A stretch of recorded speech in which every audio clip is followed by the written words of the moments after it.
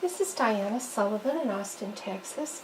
One of the most popular things to knit the last few years has been scarves. And I'm going to do one with the knitting machine that's really very pretty. To begin with, I've got some industrial yarn that's hairy, but it is very, very thin. And I'm using a stitch world pattern for a tuck stitch, but I'm using it in a novel way. Let me focus in and show you how I'm using this pattern. This is the pattern I'm using right here, 291.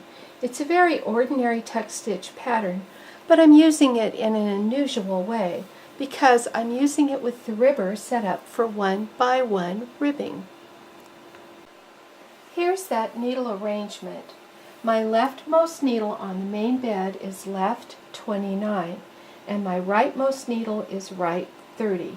It's set up for 1x1 ribbing with the end stitches on the main bed. So every other needle on the main bed, every in-between needle, also every other needle on the ribber.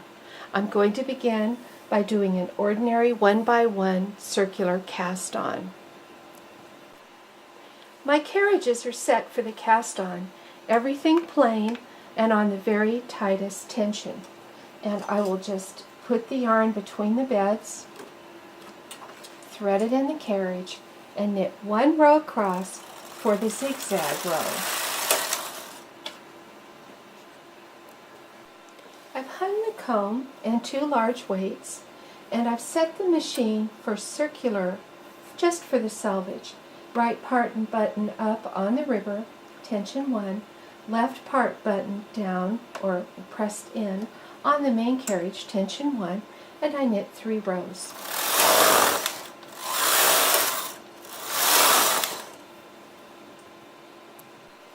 Now they're set for plain knitting, both carriages in tension 6.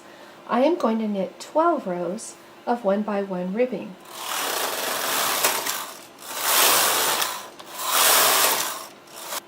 Then to begin the pattern stitch, I have to take the carriage outside the turn mark and switch it to KC2 so that it will select needles, and then the pattern will begin.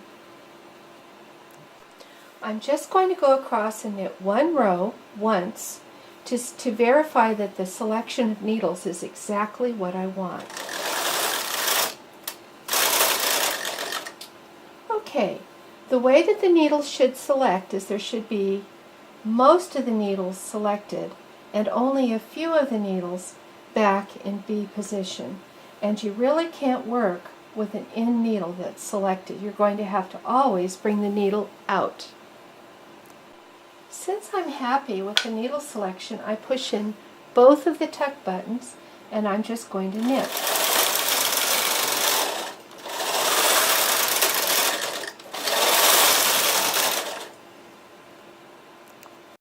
I'm going to knit back and forth a very long time until I have about 6 feet of scarf, because I wanted a winter scarf with this mohair yarn. So I'm going to do that off camera and I'll be back to show the finishing. Now you've got to watch the knitting because you want to keep weight on it. So what I do is I put a triangle weight on it, and then after a while I'll put another triangle weight hanger and I'll just keep moving the weights up, the bottom weight to the top and so forth, so that there's always a weight on it. If there isn't a weight on this, it's going to jam up and give me problems. At 500 rows, I think the scarf is long enough and I need to put an edging on. So what I'm going to do is change the machine so that it does not select needles, and I've canceled the tuck button. So now the machine is on plain 1x1 ribbing again. And what I'm going to do is 12 rows of 1x1 ribbing. Once the 12 rows are done, all I need is to do my loop through a loop bind off. So I want the loosest possible setting for this one extra 13th row, and I'm even pulling down the yarn from the overhead tension unit to take some of the tension off, because I want this last row to be very loose. And once I've knitted very loosely across that one extra row, I transfer the stitches up to the main bed. So I will transfer the rest off camera and then show you the loop through a loop bind off. The stitches are all transferred up to the main bed, and I'm cutting the yarn. I'm also going to take almost all the weight off. I'm taking these big weights and weight hangers off, and I'm just going to put one claw weight on because I don't need this much weight for this little cast off. And I drop the ribber, and if you have ribber covers, they're really very nice at a moment like this, because then all those ribber hooks and gate pegs are out of your way, so you can put one of those on. Then I use a needle pusher and bring all of the needles out. The stitches are back behind them, and then the loop through a loop bind off is just this little latch tool bind off, where I catch a stitch and pull it off, and then pull the next stitch through it, and so forth, on across the knitting.